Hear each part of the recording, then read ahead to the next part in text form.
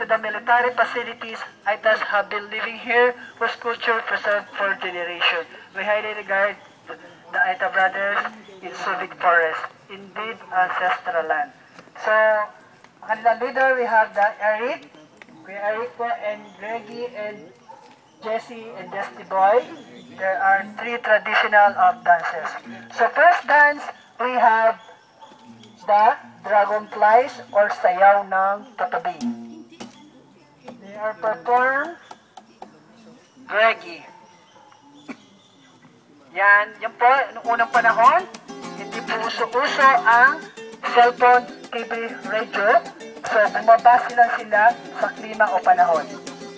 Yan. The intimidating, the movement of swarming dragonflies in the air, the storm is about to come. Yan po. Kaya mo.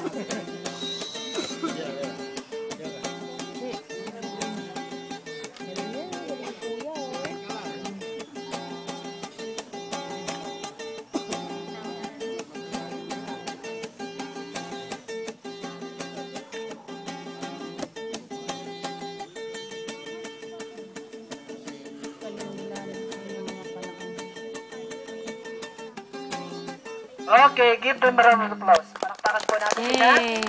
Next dance, we have the monkey dance or sayaw ng unggoy.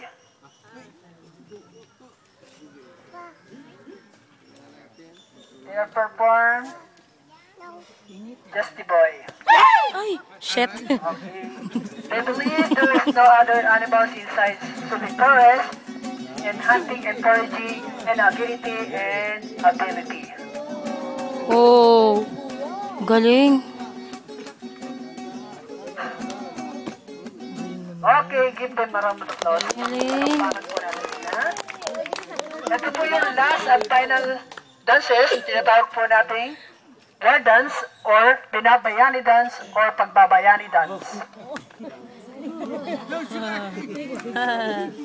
They are performed Greggy and Jesse.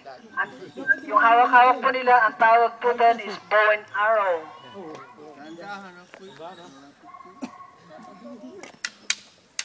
Yan po. During olden times when laws not yet fully established but set by the elders, yan. And bago sila makipaglaban, humingi sila ng payo to call upon the Malyari to give them a victorious fight to somehow to a peaceful manner, somehow to solve a problem to a peaceful manner. Kung sino po yung magaling mananayaw, siya po yung pinaka-the best na mandirigma. Ay! Okay. Kagami panggugulat? Thank you, but humble presentation, especially the item brother. Palakpakan po natin sila.